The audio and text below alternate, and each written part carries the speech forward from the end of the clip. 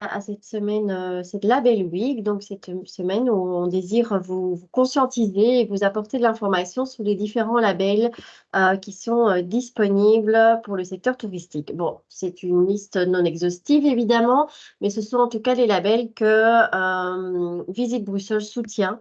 Et donc voilà, donc on a fait une sélection de ces différents labels. Et aujourd'hui, on a le plaisir d'accueillir Maureen pour nous présenter le label Accessi. Alors, quand je dis on, donc il s'agit en fait de ma collègue Catherine Davistor et moi-même. Donc, Catherine est responsable pour tout ce qui est sustainability et accessibility. Donc, c'est vraiment son expertise depuis déjà plusieurs années. Elle se présentera encore après, mais voilà. Donc, n'hésitez pas à contacter Catherine aussi par après si vous avez encore des questions. C'est vraiment le point de contact pour tous ces labels au sein de Visite Bruxelles. Et donc, vous recevrez également les coordonnées de chacun en fin de semaine, mais vous pouvez de nouveau les retrouver déjà sur le site internet qui est communiqué sur l'invitation que vous avez reçue. Et donc, moi-même, je travaille pour le département Industry Coordination chez Visit Brussels. Et chez Industry Coordination, mais nous sommes le point de contact entre les partenaires et Visit Brussels. Et je m'occupe également de la Quality Academy. Et donc, c'est dans ce cadre-ci que la Label Week est organisée dans le cadre de cette Quality Academy. Donc, voilà pour la petite introduction. Donc, en effet, donc Visite Bruxelles, évidemment, a à cœur de mettre en avant ces labels, mais pour plusieurs objectifs. Je vais juste accueillir la personne qui a vu encore. Voilà. Mais on veut faire de Bruxelles une destination proposant un tourisme durable, ouvert à tous et en évolution permanente. Une région qui ose montrer le chemin de la durabilité en Europe et qui devient championne de la circularité. Donc, on désire de faire de Bruxelles une véritable capitale verte et un modèle d'intégration sociale, parce qu'il y a le volet social aussi dans toutes ces dynamiques. Et donc, une ville conviviale où le bien-être, le slow working et le slow living sont les maîtres mots. Et donc, voilà pourquoi Visite Bruxelles se met aussi des objectifs. Et ça, je vais laisser la parole à Catherine qui va vous expliquer les objectifs dans la lettre d'orientation de Visite Bruxelles.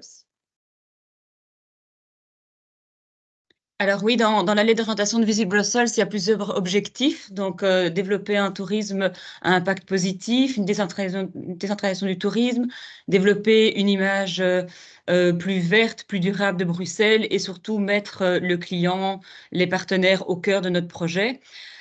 Pour revenir à l'aspect partenaire et à l'envie en fait de vous accompagner pour l'obtention de l'un ou l'autre label qui vous sera présenté cette semaine-ci, il est important de rappeler qu'au niveau du cadre régional, à Bruxelles, l'été dernier, il a été donc proclamé donc un arrêté exemplarité qui stipule quoi? Qui stipule en fait que dorénavant, les entreprises, les acteurs économiques bruxellois qui sont exemplaires pourront continuer à prétendre à des aides supplémentaires au niveau économique. Et donc, c'est ça l'intérêt pour nous, c'est de dire, ben, ceux qui ont déjà fait des démarches pour avoir un label, tant mieux. Et il faut continuer dans cette voie parce qu'on sait qu'avoir un label, c'est pas tout d'en avoir un, c'est aussi après, il faut pouvoir le conserver et le maintenir dans le temps. Mais c'est aussi à un moment donné se dire, ben, ceux qui n'ont pas encore fait cette démarche, il est encore temps. Et d'ici 2030, tout ça va se renforcer.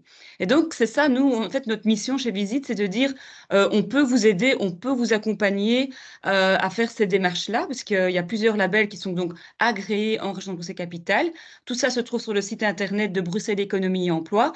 Et vous voyez par exemple à gauche, le label Bike Friendly qui sera présenté en fin de semaine n'est pas du tout un label qui est dans cet arrêté, mais ça ne fait rien, c'est pas pour ça qu'il ne faut pas faire la démarche. Et Accessi est en cours de reconnaissance comme un label social, qui est également reconnu comme un label exemplaire. Pour être exemplaire, il faut montrer patte blanche au niveau environnement ou au niveau sociétal. Et les Sustainable Partners, en fait, à droite, ce sont finalement les partenaires de Visit Brussels qu'on a envie d'inscrire dans cette durabilité, dans cette exemplarité. Et nous, en fait, on a développé pas un énième label, mais plutôt une coupole qui reprend l'ensemble des partenaires de visite, que ce soit des hôtels, des venues, des musées, des acteurs des visites guidées, des acteurs événementiels qui ont un label. Et donc, ça peut être le label Green Key, le label EMAS, le label Entreprise écodynamique, un ISO, tous les acteurs qui sont hébergés chez Greenpeace, qui est un incubateur d'économie au niveau environnemental, le label Good Food de Bruxelles Environnement et tous les membres de CircleMate. Tous ceux-là sont d'office reconnus et agréés. Et donc, nous, voilà, dorénavant, sur notre site Internet, vous retrouverez ce macaron Sustainable Partner pour ne pas communiquer tout le temps sur tous ces labels. Pour le visiteur, pour le client final, c'est surtout important de dire, bah, tiens, Visit Brussels a plusieurs partenaires qui sont reconnus comme étant exemplaires. Et donc, on tenait à souligner ce fait important avant d'entamer cette semaine de sensibilisation au label, que c'est vraiment important pour nous de faire le lien avec ce qui se passe au niveau de la région et qu'on doit vraiment sensibiliser un maximum d'acteurs économiques et touristiques déjà cette année-ci, quoi. Voilà, je vous remercie. Et alors, nous allons tout de suite rentrer dans le vif du sujet pour le label Accessi, pour lequel vous êtes inscrit aujourd'hui, en laissant la parole à Maureen. Alors, ce que je vous invite à faire, c'est de garder vos questions. Donc, Maureen va faire une présentation ici. Gardons nos questions pour après. Donc, il y aura un long moment de Q&A qui est prévu. On prendra vraiment le temps de répondre à vos questions. Donc, notez-les. Vous pouvez éventuellement les noter dans le chat aussi, mais sinon, simplement, quand on passera au Q&A, vous levez votre main et on vous donnera la parole. Mais bon, pour les plus timides, vous pouvez aussi vous poser les questions dans le chat. Les questions peuvent se poser en anglais, néerlandais, français et on répondra au mieux dans la langue dans laquelle elle sera posée. Donc, voilà, Maureen, je te laisse la parole. Ok, merci.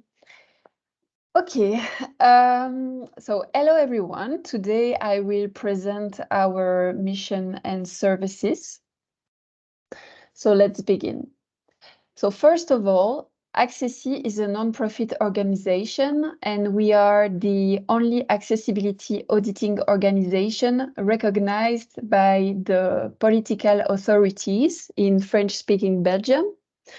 So we are the official partner of the General Commission of Tourism, Commissariat Général au Tourisme, and of l'AVIC. We have 4 missions: the evaluation, the information, the consulting, and the awareness raising. So first pole is evaluation. Our main mission is to verify the level of accessibility of places open to the general public. So to do this, we work with 6 accessibility consulting companies in Wallonia and in Brussels. And these companies are licensed by Accessi. So they are Access & Go ABP, SNK and AMT Concept in Brussels. They are Atingo and Plainpied in Namur, and there is Passmuraille in Mons. The target audiences for these evaluations of accessibility are tourism operators, event organizers, building managers, project developers, and so on. So these people contact Accessi because they want to know the accessibility level of their place. How does it work in practice? So first of all, an audit is carried out. So it means that the consulting company carries out an inventory of the accessibility. So he will take a series of measurements to compare them with the Accessi criteria. Then the other consulting companies will meet in a committee to define the accessibility level of the place. Then Accessi certified the level of accessibility of the place by type of disability. So an operator which is certified by Accessi means that Accessi has verified the accessibility of the place and informed the public with special needs. So it doesn't mean that the place is necessarily accessible. This may not be the case. But Accessi certifies the level of accessibility of the place. So this is why we talk about certification. So anyone can be audited and certified by Accessi. We fight against self-declaration because often operators want to do the right thing by informing about their accessibility, but they don't always realize that a small detail makes all the difference. So for example, if a person in a wheelchair has seen on the museum website that there is an adapted toilet, he expects to be able to use it, which is normal. But often they won't be able to use it because there is not enough turning space, or the transfer supports are not at the right height, and so on. So the customer will not have a good experience, and he will give bad publicity, of course. But if, on the other hand, he has all the necessary information about accessibility, he will be able to plan his trip in the best way. And that's what we want. So, in other words, thanks to the Accessi audit, we deliver reliable and verified information. So this allows people to prepare their travels in complete safety. We inform people with disabilities, caregivers, and anyone concerned by accessibility in general. So we inform 7 different disability groups, like wheelchair users, people who have difficulty walking, blind and visually impaired people, deaf or hearing impaired people, and people with intellectual disability. How do we inform these people? In 4 ways. First, on our website. So each operator has an information page listing the facilities of the place and possible difficulties that may occur on site. The person knows in advance what to expect and anticipates what he or she will need, so that he or she will have not too many difficulties on site. Here you have an example of an information page. So first you have a description of the place, promotional pictures, technical pictures. And when you click on the disability of your choice, you will see the strong points and the possible difficulties. You can also see the certification label on the left side. And we will talk about it now. So we also provide information with this certification label. So it's displayed on the front door of the certified place, on its website, and on its communication materials. So this is what it looks like. The pictogram indicates the type of disability, and the color indicates the level of accessibility. So if the color is green, the access is easy. I can come alone. If the color is orange, there will be some difficulties, so I have to come with someone. And if the color is white, I must read the warning information on the page of certified operator on Accessi's website. And depending on what I read, I will decide whether or not to go. So this certification label is a general information for the public. For example, I walk down the street and I see that this building has been certified. I can see as in a simple look if it's accessible or not for me. But we always refer all our publics to the information page on our website. And on this page, the information is complete and detailed. Our third communication channel is our social networks. So we are very active on Facebook, Instagram, and LinkedIn. So don't hesitate to follow us, of course. And on YouTube, you will find the videos that we've made. So these are videos where we talk about our projects and the new certified operators, but we try to make the most accessible videos possible, so it can be understood by each public. These videos are audio described, subtitled, translated into sign language, and with font contrasted. Fourth and last channel is our professional network. So we communicate with our partners, of course, the 6 accessibility consulting companies and the 21 association of CAWAB, Collectif Accessibilité Wallonie-Bruxelles, because we are a member of it.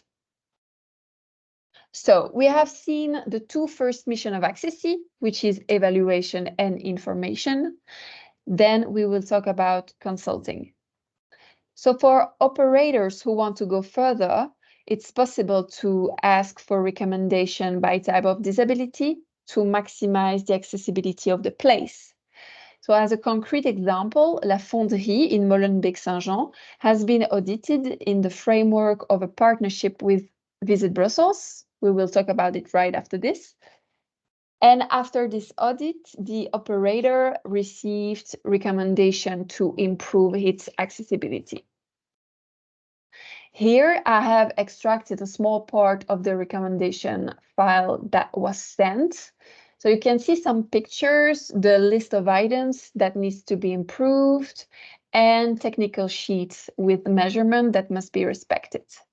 So there are obviously hundreds of other examples, but we are running out of time today. So keep in mind, if you follow the advices we give you, accessibility will be greatly improved and the Accessi certification will be even better. Our last area of action is awareness raising. So raising awareness is a transversal process in the context of specific project, but also during our contacts with operators, new clients, during trade shows and on social networks. And we organize every year the Accessi Day, where we offer disability-related training for our operators. So this is a great opportunity to meet, network, connect, and meet the needs of operators. Why get certified? So people with special needs are tourists with just as much purchasing power as another tourist. And by offering them an inclusive and high-quality destination, you are part of a sustainable and quality approach. And obviously, you will have economic benefits and benefits in terms of image. And what does Accessi offer you? First of all, the promotion of your certification and the highlights of your effort on our website, our social networks, and our videos. The transmission of information to partners and people with special needs, of course. Training offered each year on the theme of disability during the Accessi Day, and tools to help you communicate about your installation and your certification. Then we will talk about our methodologies. So, as you can imagine, we don't audit a building, a bike path, or an event in the same way. Our criteria are based on the legislation, so it's the Code d'été in Wallonia and the RRU in Brussels. Our methodologies are created for and with users with specific needs. They will validate criteria according to their needs and tolerance. So what are our methodologies? So we audit buildings, of course, whether they are tourist or public buildings. 38 touristic buildings have been certified in Brussels. So for example, we have certified museum, venues, and accommodations. And for the museum, you have all the list here. So you can check all the information pages by clicking on the links. But I will mention a few of them, of course. So for example, we certified Auto World, the Belgian Comic Strip Center, Train World, Mini Europe, Choco Story, and many more. We also certify venues. So there are places to that welcome the public during events. We certified Tour et Taxi, Bell Brussels, The Faculty, Blue Point Brussels, and so on. And we have certified 4 accommodations. So Novotel Brussels City Center, Radisson Collection Grand Place Bruxelles, Pullman Brussels Center Midi, Youth Hostel Jacques Brel. And this year, we will certify more buildings thanks to our agreement with Visit Brussels. They will contribute to the cost of auditing, consulting, and certification. So it's a great opportunity for the operators to call on us at a lower cost. We also audit events like festivals to make them accessible. In 2023, we certified 20 music festivals. So we basically advise the organizers to make the festival accessible. We are on site during the setup and during the event to check that everything is going well. And we inform people with special needs about the accessibility of festival on our website, our social media, and so on. So for example, in 2023, we certified Equinox Festival. It's a feminist, sustainable, accessible, and inclusive festival in Brussels. There were concerts, workshops, creators market, associative village, DJ set, and so on. There are many things that can be done easily to improve accessibility at a festival. So, for example, we don't often think about deaf people when it's a music festival. However, deaf people also like to be and to go to this kind of events for the atmosphere, to feel the vibrations of the music, and so on. There is also the possibility to ask sign language performers to translate some of the songs, to propose the music experience in a different way.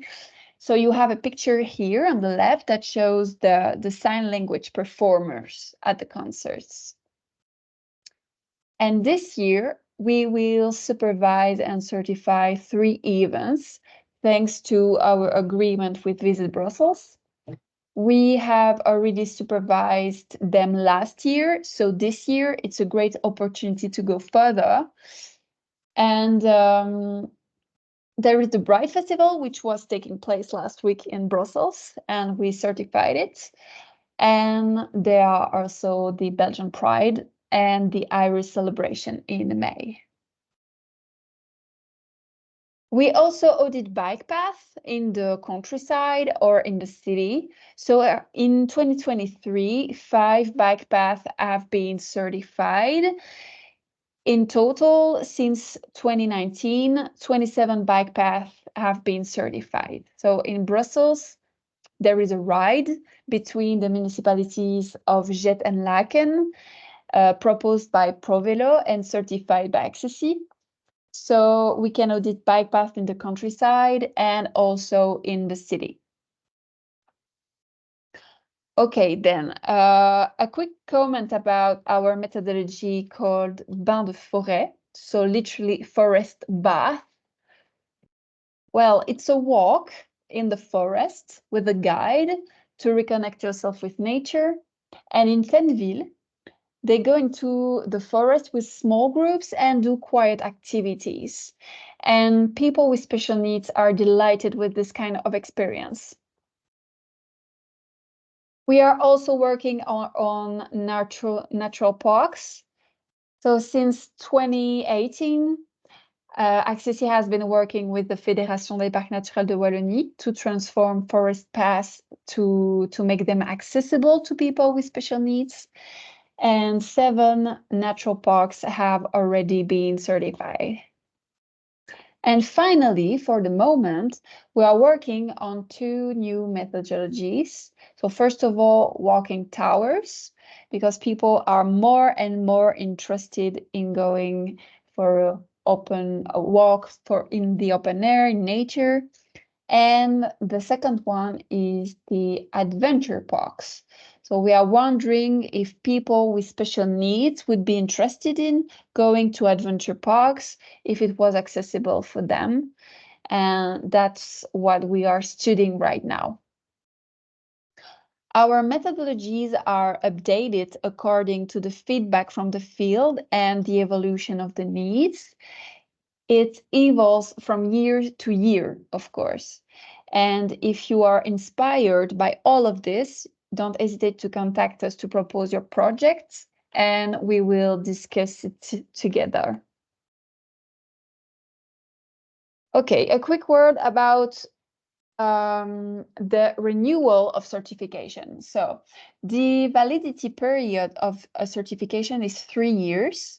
The purpose is to guarantee the reliability, of the information. Reliability.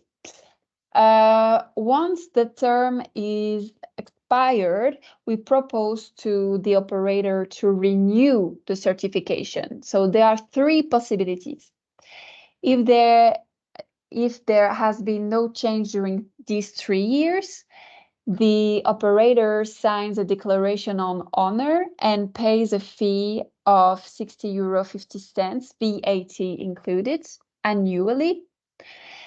If there has been some change, a new audit is necessary and the certification is renewed for 3 years. And if he doesn't want to renew, he leaves the database. So the information is no longer available on the Accessis website. The cost of Accessis services. So the price depends on the size and complexity of the place. So if your hotel is very big, but all the rooms are the same, the price will be cheaper than a small and complex building. So to get an idea of the cost, if you would like an audit and recommendation for a small building, it will cost from €636 without VAT, and for a large one, from €1,309 without VAT. And if you want an audit and a certification for a building, for a small one, it will cost from €562 without VAT, and for a large one, from €935 without VAT. And once a year, Visit Brussels launches a call for application for recommendation, venues, museums, and attractions.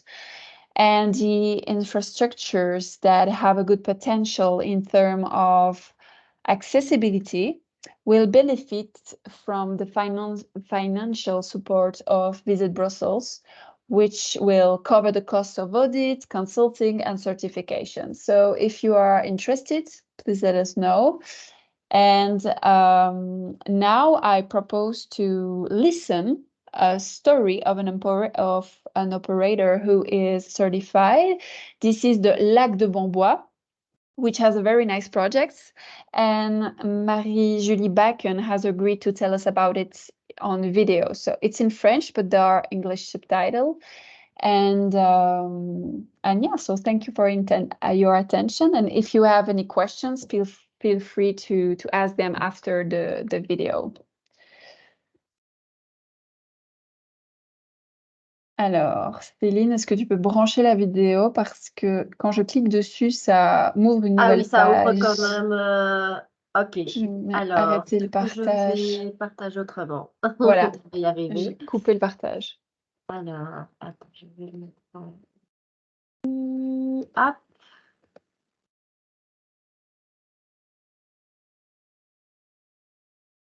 Attends, j'ai pas... On voit bien. Je commence. Oui, mais j'ai oublié de nouveau de partager avec le son. Hop, voilà. Non, c'était pas ça, évidemment. Non, voilà, ici. Normalement, c'est le... Vous voyez? Il n'y a plus rien. Non, on n'a plus le partage d'écran. Ah, ok. Troisième fois sera la bonne. Du comportement ou par toute autre direction. Je suis la directrice générale de l'ASBL IDEF, donc l'Institut pour le développement de l'enfant et de la famille, situé à Fos-la-Ville et à Auvelais. Donc notre ASBL a pour mission d'accompagner des enfants en difficulté, que ce soit par un handicap ou par un trouble du comportement ou par toute autre difficulté rencontrée par la famille, et aussi une mission d'amélioration de gestion des espaces verts à Bombois, à Fos-la-Ville et à Sombref. Donc, depuis 2018, nous nous sommes lancés dans un processus d'amélioration de nos infrastructures à destination des personnes à mobilité réduite.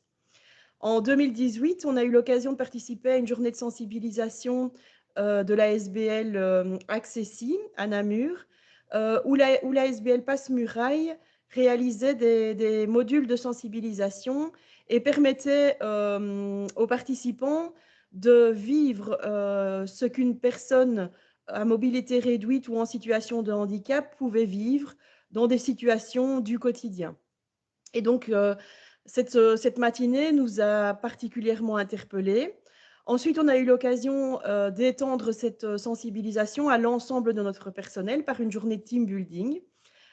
Et on s'est rendu compte, en fait, en pratiquant le site du lac de Bombois en situation de handicap, mis en situation de handicap, que les difficultés étaient multiples et nombreuses et vraiment beaucoup plus importantes que ce que l'on pouvait s'imaginer. Et donc, on a décidé, suite à l'appel à projet Piwi Plus lancé par le gouvernement wallon dans le cadre du programme Tourisme pour tous, de rendre un projet assez ambitieux d'amélioration de nos infrastructures au niveau de l'accueil à l'entrée de notre site. Donc, au niveau de la cahute des entrées, au niveau de la cafétéria et au niveau de la baignade, puisque nous avons un accès à la baignade au lac, surveillé par des maîtres nageurs. Donc, on a pu, suite aux discussions qu'on a pu avoir avec l'ASBL Accessi, l'ASBL Plain-Pied et l'ASBL Passe-Muraille, réaliser toute une série d'aménagements, donc que ce soit pour mieux entendre au niveau de la cahute, mieux voir les consignes, être en sécurité sur les chemins. Mais on a pu aussi aménager un espace sanitaire et un espace vestiaire pour que les personnes à mobilité réduite ou à besoins spécifiques puissent se changer en toute sécurité et dans des conditions d'accès favorables, parce qu'avant, il faut juste savoir que les toilettes étaient en dessous d'une volée d'escalier, ce qui compliquait particulièrement, évidemment, l'accès à cet endroit qui est un endroit finalement vital. Et puis alors, nous avons pu aussi réaliser une rampe bétonnée d'accès à l'eau. Et nous avons pu acquérir un tir à l'eau, donc, qui est une espèce de chaise roulante amphibie qui permet à des personnes qui sont en chaise ou qui rencontrent des difficultés de mobilité, de pouvoir s'insérer dans l'eau et profiter, comme tout un chacun, des joies de la baignade. Alors, comme j'ai pu le dire à plusieurs occasions, ce grand projet, finalement, a été bénéfique pour tout le monde. Que ce soit pour nous au niveau du personnel d'accueil de l'ASBL, ça a été un grand plus parce qu'on a pu se rendre compte de toute une série de difficultés qui étaient rencontrées. Donc, on a pu améliorer nos conditions d'accueil et notre manière d'accueillir le public. Et puis, on se rend compte que finalement, tout le monde peut être en situation de handicap. Moi, si je retire mes lunettes, par exemple, eh bien, voilà, je ne peux plus faire grand-chose de ma journée et je suis tout de suite en situation d'insécurité. On s'est rendu compte aussi que ça peut être des périodes temporaires dans la vie, un pied cassé, un bras en écharpe, enfin voilà. Donc, ça, c'est quelque chose que le personnel s'est rendu compte par ces séances de sensibilisation. Et évidemment, c'est tout à fait bénéfique pour le public qui est accueilli sur notre site, puisqu'il il sait dans quelles conditions il va être accueilli grâce au label Accessi. Il sait quelles sont les infrastructures qui sont mises à sa disposition et dans quelles conditions il va pouvoir en bénéficier. Pour nous, c'est tout à fait un plus, sachant que, évidemment, des institutions ou des personnes en famille venaient déjà, mais viennent maintenant dans des conditions encore améliorées. Voilà. Alors, on termine encore là quelques aménagements au niveau de l'éclairage, au niveau des rampes des rampes d'accès au niveau des escaliers, au niveau des marquages au sol pour que les différences de couleurs soient plus marquées et que la signalétique soit encore améliorée. Donc voilà, ce n'est que du plus. Moi, j'encourage toute personne qui souhaite s'engager dans cette démarche de le faire. Les retours sont tout à fait positifs et améliorent la vie de tous à tous les moments de la vie et rendent le site encore plus agréable pour tout un chacun. Voilà, bonne journée à tous. Voilà, Maureen. Donc, on peut passer Voilà. maintenant aux questions-réponses, mais c'est un très bon témoignage. C'est mon avis personnel. Je vois qu'il y a déjà Merci. quelques questions dans le chat qui ont été posées. Alors, on a Leslie qui demande What is the size of a building criteria? Aka, what is considered small, medium or large? Donc, quels sont les détails? Oui, je vais peut-être répondre en français. Alors, pour un petit bâtiment, donc ce qui est considéré comme un petit bâtiment chez nous, c'est en gros quand il y a une entrée, un hall d'accueil, une pièce, un seul niveau, donc par exemple le rez-de-chaussée, et les sanitaires. Donc en tout et pour tout, il y a 5 pièces, on va dire. Pour un bâtiment moyen, là, c'est l'entrée et l'accueil. On est à 5 pièces, 2 niveaux maximum, donc le rez-de-chaussée et le premier étage, et les sanitaires. Et pour un grand bâtiment, bah, l'entrée, l'accueil, là, ça va de 6 à 15 pièces, peu importe le nombre de niveaux, et les sanitaires.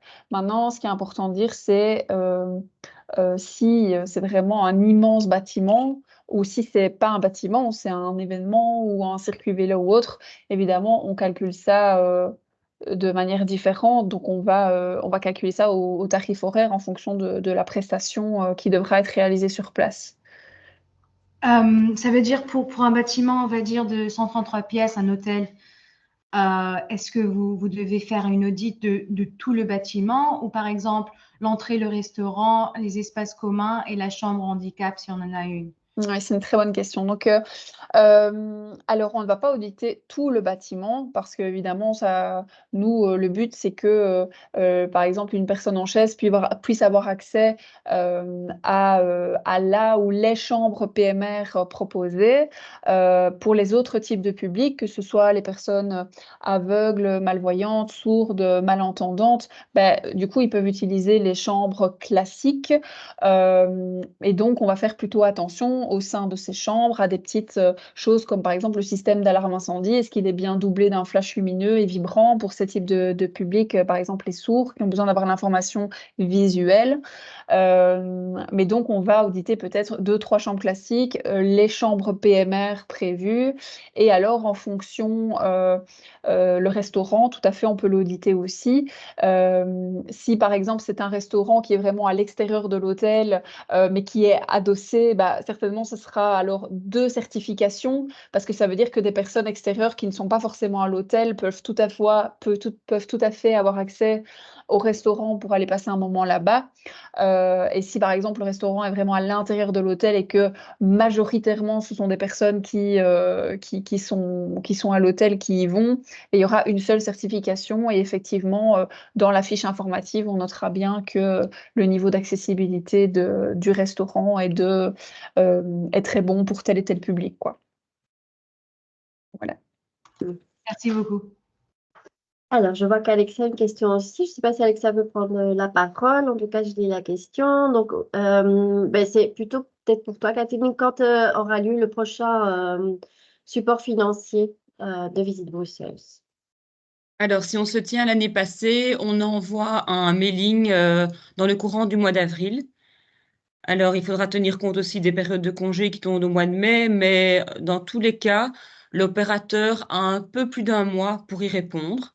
C'est un formulaire où on demande quand même déjà quelques informations précises, ce qui nous permet effectivement de soutenir les opérateurs qui sont pas à 100% engagés, mais qui marquent vraiment déjà une volonté et qui ont quand même déjà entamé des étapes pour être plus accessible.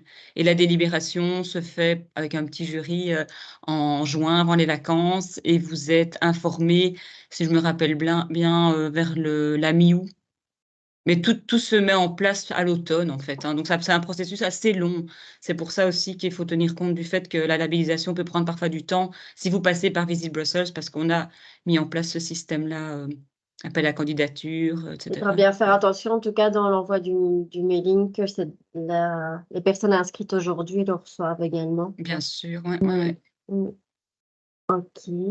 Alexia, est-ce que ça a répondu? Voilà. Oui, tout à fait au niveau de la date. Et alors, Mhm. j'avais encore une Oui. sous-question. Donc, dans les recommandations qui sont faites, est-ce qu'il y a aussi des recommandations sur comment obtenir des financements pour les adaptations à faire? Alors, normalement, non, mais c'est vrai que nos auditeurs, quand ils ont des astuces et nous-mêmes aussi, on peut vous envoyer un peu l'information en off en disant, ah ben, si vous faites partie de tel endroit, parfois il y a des appels à projets qui sont lancés, ou comme on parlait ici de Visit Brussels, ou par exemple Dans des les commissions fournisseurs, des paritaires. prestataires, oui, des prestataires de services. Par exemple, vous avez besoin d'installer une rampe, ben, on va vous envoyer vers tel fournisseur de rampe parce qu'on travaille avec eux, parce qu'ils ont un bon prix, parce que ci, parce que ça. Donc, au niveau du matériel en tant que tel, on peut vous envoyer des informations précises sur le coût, etc. Mais par contre, au niveau des aides, ben, c'est effectivement quand il y a des appels à projets ou autres qui sont lancés.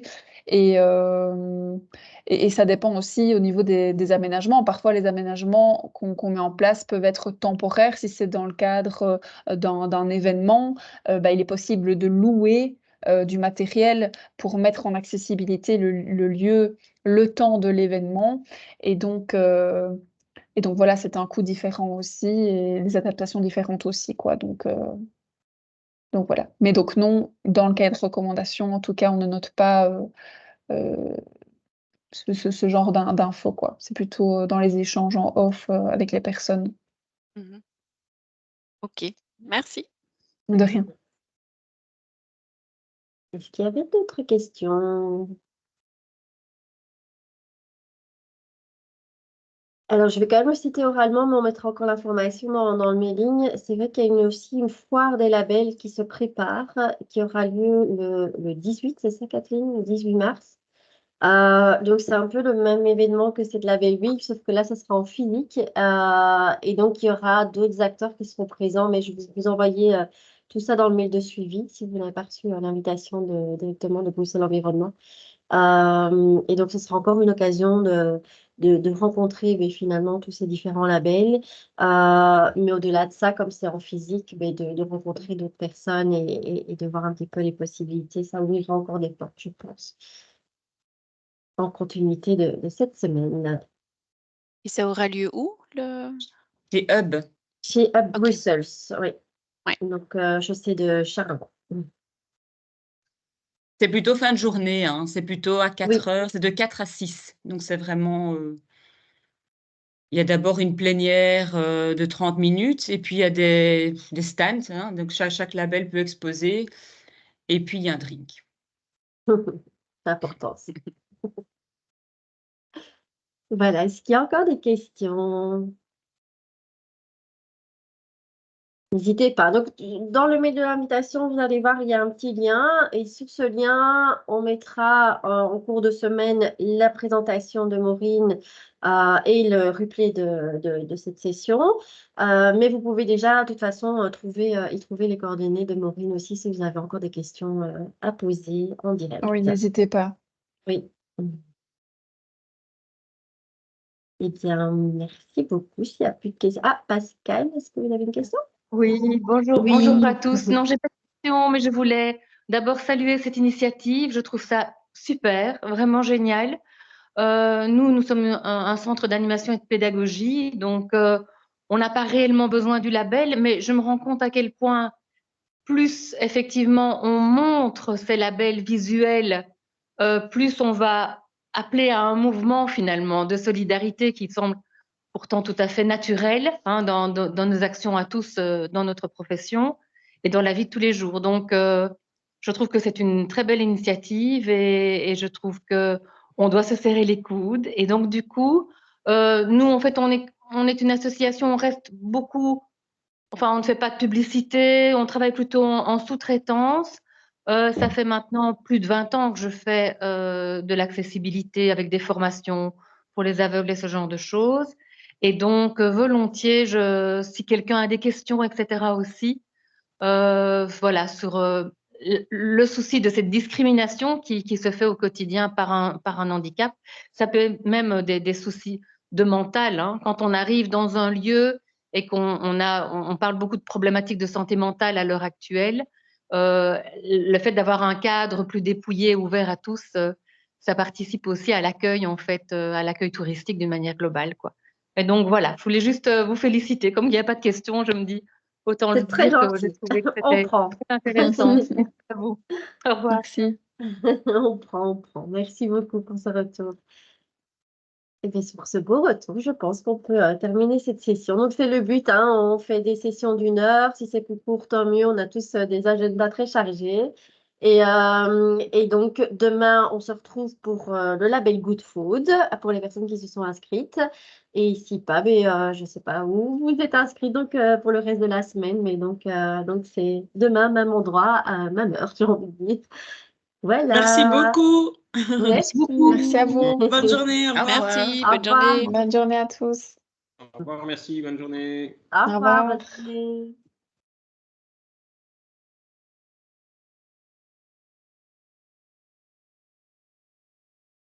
Ça a pris Cardi, voilà. Je cherchais